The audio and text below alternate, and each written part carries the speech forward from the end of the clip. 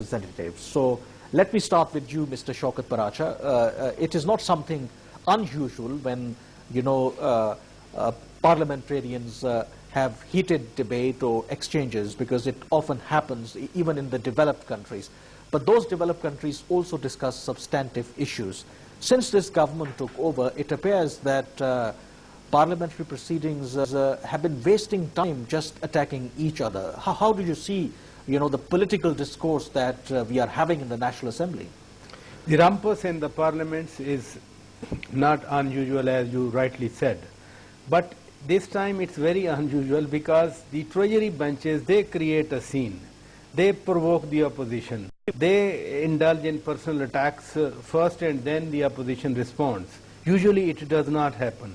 Usually, so the Treasury bench is acting as opposition, you are saying? Because they have not come out from their mindset of being on the roads, being on the crossings, being in dharnas, demonstrations outside the parliament or elsewhere.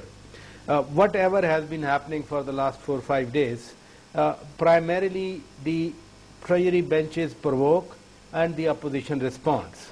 However, whatever the opposition, the Treasury members of today and opposition of yesterday in the previous parliament, whatever they have been saying today, they have been talking like this for the last 5-10 years.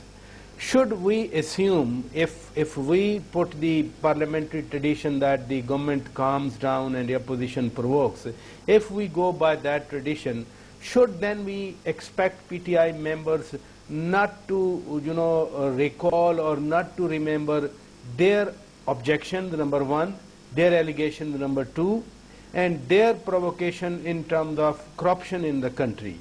Imran Khan started his movement.